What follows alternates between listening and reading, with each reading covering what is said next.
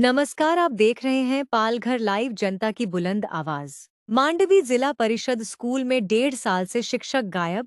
बच्चों के भविष्य को लेकर अभिभावकों का बड़ा विरोध। नमस्कार, माझं नाव पंकज भरत सालकर।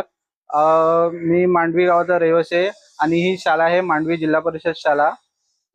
आज इथे आम्ही याच्यासाठी पालक पूर्ण जमलेलो आहेत की 1.5 वर्ष झाले या शाळेवर फिलिप गोम सर आहेत, ते 1.5 वर्ष झाले इथे येत नाहीत शाळेवर।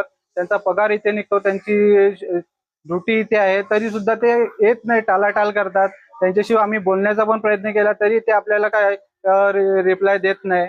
आणि आज या शाळेची दुरावस्था बघू तुम्ही शकता, काय परिस्थिती आहे। सलई आणि स्लॅब पूर्ण पडतो आणि जवळजवळ 30 ते 31च्या वरती पट आहे मुलांचा, आणि ही मुलं खेळतात इथेच याच शाळेवर।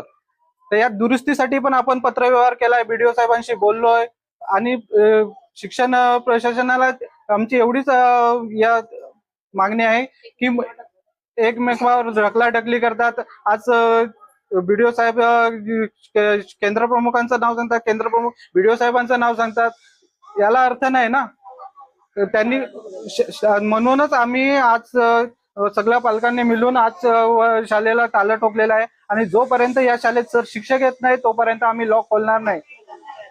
मुलांना शिक्षण मंत्र्याकडे एवढीच मागणी आहे का मुलांचं भविष्यासाठी तुम्ही प्रयत्न करून एक शिक्षक आपल्याला शाळेत उपलब्ध करून दिला पाहिजे।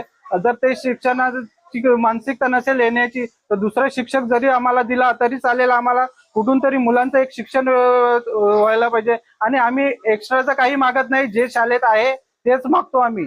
आमच्या शाळेवर 2 शिक्षकांची उपस्थिती आहे, एकच शिक्षक येतो, त्याच्यामुळे मुलांचं नुकसान होते आणि म्हणूनच आम्ही शाळेला लॉक ठोकलेला आहे। जोपर्यंत शिक्षक येत नाही तोपर्यंत आम्ही शाळा खोलणार नाही, एवढी शिक्षक प्रशासनाला आमची मागणी।